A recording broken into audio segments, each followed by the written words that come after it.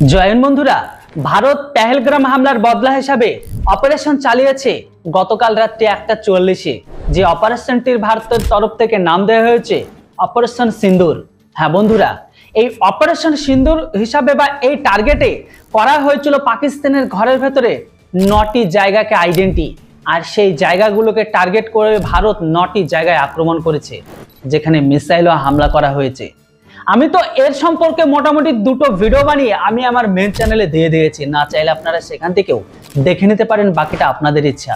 কিন্তু এখন যে খবরটা বেরিয়ে আসছে সেটা তো বড় মজাদার।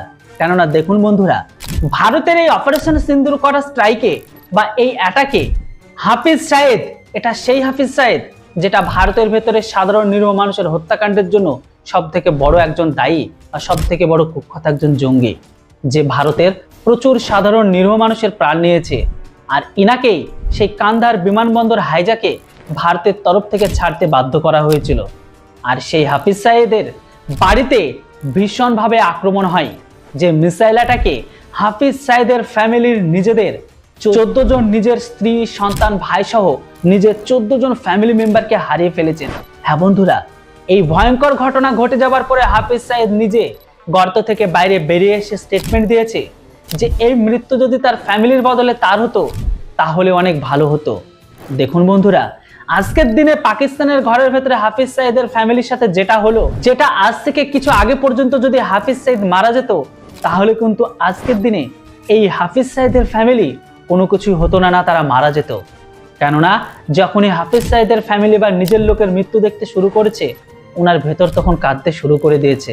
মানে নিজের লোক আর অন্য লোকের কোনো লোক নয়, তাদের কোনো দেহে প্রাণ নেই, তাদের কোনো ব্যথা নেই, তাদের কোনো আঘাত লাগে না। যাই হোক বন্ধুরা, এই ঘটনা ঘটে যাওয়ার পরে হাফিজ সাইদ স্টেটমেন্ট দিয়েছে তার স্ত্রী, তার বোন, তার দিদি, তার ভাই, তার দাদা, মানে যে সমস্ত টোটাল ফ্যামিলি মেম্বার ছিল সকলে একসাথে মারা গেছে।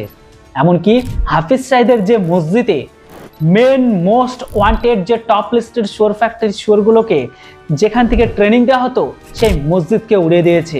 হ্যাঁ বন্ধুরা, ওভারঅল মিলিয়ে পরিস্থিতি এখন দুই দেশের মাঝে চরম।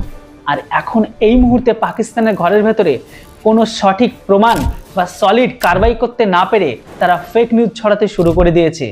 কিন্তু খবর তো এখন এটাও আছে, ভারতের তরফ থেকে স্বদেশী আকাশ এয়ার ডিফেন্স সিস্টেম দিয়ে পাকিস্তানের একটি JF-17কে শুটডাউন করেছে। কিন্তু পাকিস্তানের তরফ থেকে ফেক প্রোপাগান্ডা হিসেবে তারা দাবি করছে ভারতের রাফেল, মিরাজ, MiG-29, সুখোই 30 MKI-কে অর্থাৎ টোটালি 5টি ভারতের ফাইটার প্লেনকে শুটডাউন করেছে। কিন্তু এখনো পর্যন্ত তার কোনো প্রমাণ দিতে পারেনি। কিন্তু আমি এই ভিডিওটা বানানোর ঠিক 1.5 ঘন্টা আগে ভারতের 3টি সেনা প্রেস কনফারেন্স করে ভিডিও সহ বিভিন্ন ফুটেজ তারা কিন্তু দিয়ে দিয়েছে, যেখানে ওনারা স্পষ্ট স্টেটমেন্টে বলে দিয়েছে আমাদের যে সমস্ত কারবাই করতে গিয়ে যে সমস্ত যন্ত্রাংশ বা যে সমস্ত উপানগুলো ব্যবহার করা হয়েছিল সেগুলোকে সঠিকভাবে আমরা ফিরিয়ে এনেছি। মানে পাকিস্তানের তরফ থেকে তারা কোনো কিছুই করতে পারেনি। তবে দেখার বাকি পাকিস্তান ধমকি দিচ্ছে যে আমরা রিটেলিয়েশন অবশ্যই করব।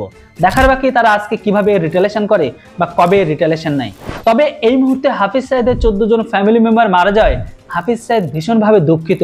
আর এটা হাফিজ সাইদের দুঃখ নাই, এর সাথে সাথে যারা পাকিস্তান সহ হাফিজ সাইদকে আব্বু মনে করে তাদেরও ভীষণভাবে কষ্ট হচ্ছে। মানে আমরা পূর্বে ঢিল ছুড়লাম, পশ্চিমের মানুষ কান্না করছে। আমি এখানে কার কথা বলছি আপনারা বুঝে গেছেন। যাই হোক, এই পুরো ঘটনাটাকে নিয়ে আপনাদের কি মতামত অবশ্যই কমেন্ট বক্সে লিখে জানান। Thanks for watching. জয় হিন্দ, বন্দে মাতরম।